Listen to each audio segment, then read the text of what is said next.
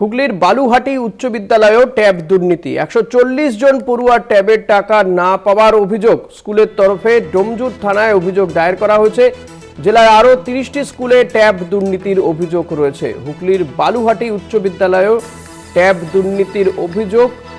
140 জন পড়ুয়ার ট্যাবের টাকা না পাওয়ার অভিযোগ। জেলায় আরও 30টি স্কুলে এই ধরনের দুর্নীতির অভিযোগ উঠছে বলে জানা যাচ্ছে। ট্যাবের টাকা পাননি পড়ুয়ারা।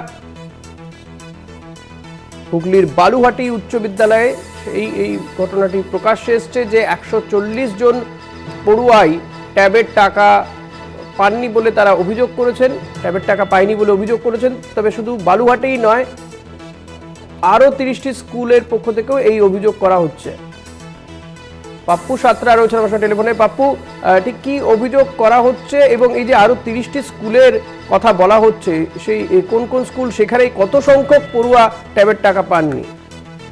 দেখো প্রায় যেটা জানা যাচ্ছে, আমরা স্কুল তরফ এবং প্রশাসনের তরফ থেকে যেটা আমরা তরফে জানতে পারছি যে 30টা স্কুলের কয়েক হাজার যে স্টুডেন্ট তাদের কিন্তু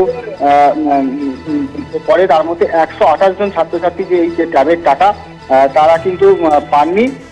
এবং যেটা আরো জানাচ্ছে যে অ্যাকাউন্ট নাম্বার সেটা কিন্তু পোর্টালে তারা কিন্তু যথারীতি নির্ধারিতভাবে তারা কিন্তু এন্ট্রি করেছিলেন এবং লিস্টও তারা পেয়েছিলেন সঠিকভাবে। কিন্তু তারপরে যে এই যে দুর্নীতির যে ঘটনা তার সামনে প্রকাশ্যে আসছে, কিন্তু একেবারে দেখা যাচ্ছে পুনরায় যে লিস্ট তা ডাউনলোড করতে দেখা যাচ্ছে সেখানে নাম ঠিক থাকলে অ্যাকাউন্ট নাম্বার ভুল আছে, অথবা অ্যাকাউন্ট নাম্বার ঠিক থাকলে নাম ভুল আছে।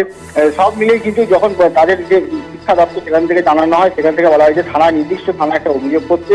এই মতো তারা নির্দিষ্ট থানায় একটা অভিযোগও করেছেন এবং স্কুল যে শিক্ষা দপ্তর, সেই শিক্ষা দপ্তর ইতিমধ্যেই জানানো হয়েছে এবং তার সবটাই কিন্তু ইতিমধ্যে তদন্ত শুরু হয়েছে। প্রশাসনের তরফ থেকে কিন্তু চেষ্টা করা হচ্ছে যত দ্রুত সম্ভব এই টাকাটা ফিরিয়ে দেওয়া স্টুডেন্টদের মধ্যে, এবং তারা কোথায় গেছে সে টাকার তার দিকেও কিন্তু নজর রয়েছে প্রশাসনের।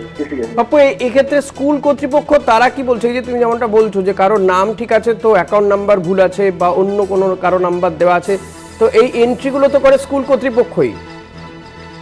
একেবারে স্কুল কর্তৃপক্ষ যেটা এন্ট্রি করে সেটা কিন্তু যায় শিক্ষা দপ্তরে, সেখান থেকে আবারও পুনরায় লিস্ট পাঠানো হয় এবং সেগুলোকে ভেরিফাই করে পাঠানো হয়। তারা যখন কিন্তু ভেরিফাই যেটা করেছিল সেটা কিন্তু একেবারে তারা যারা ক্যামেরার সামনে না বললেও তারা কিন্তু আমরা শিক্ষকদের সাথে কথা বলছিলাম, তারা যেটা বলছিল যে স্টুডেন্টদেরকে পার্সোনালি দেখে এক এক করে তাদের অ্যাকাউন্ট নাম্বার নাম মেলানো হয়েছিল।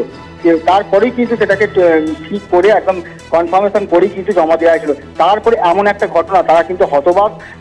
যেরকম ভাবে তারা যেটা শুনতে পাচ্ছে যে এটা সাইবার হ্যাক হয়েছে, তারাও মনে করছেন যে তাদের এই সাইট কিন্তু হ্যাক করা হয়েছে বলে এমনটা কিন্তু তারা দাবি করছেন। ধন্যবাদ পাপ্পু। কথা বলছিলাম প্রতিনিধি পাপ্পু সাঁতরার সঙ্গে। জেলায় জেলায় এই ট্যাব দুর্নীতি সামনে আসছে।